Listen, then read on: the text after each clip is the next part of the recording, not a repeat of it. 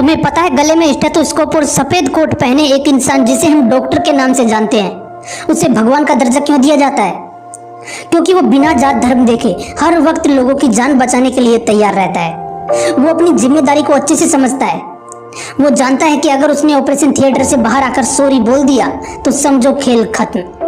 जैसे मंदिर में दर्शन के लिए भक्तों की लाइन लगी रहती है, ठीक उसी तरह हॉस्पिटल में भी मरीजों की लाइन लगी रहती है, क्योंकि उन्हें विश्वास होता है कि सफेद कोट पहनकर जो इंसान बैठा है वो हमें जरूर ठीक कर देगा।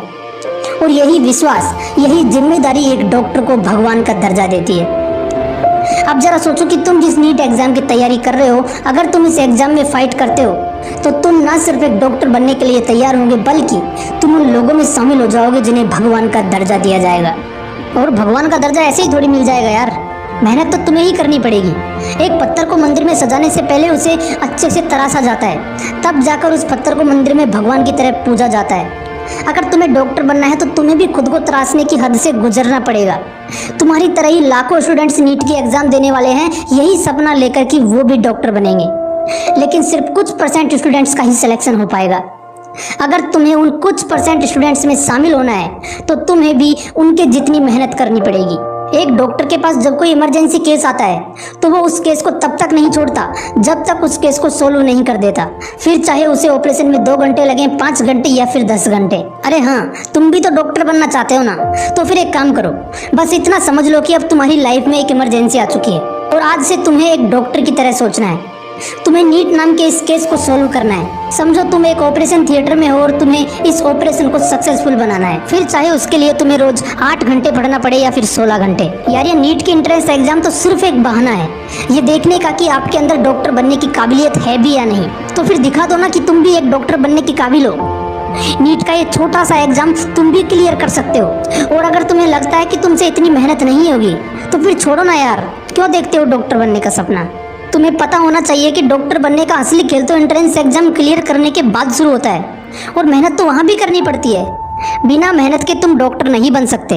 अगर बिना मेहनत और नॉलेज के तुम डॉक्टर बन भी गए तो तुम कई लोगों की जिंदगियां खतरे में डाल दोगे, लेकिन अगर तुम मेहनत करके एक अच्छे डॉक्टर बनते हो तो अपनी एक अलग ही पहचान बनाओगे। यार डॉक्टर अपने आप में एक सेलिब्रिटी होती है। एक डॉक्टर जब हॉस्पिटल में एंट्री करता है तो देखता है कि लोग लाइन में लगकर उसका वेट कर रहे होते हैं।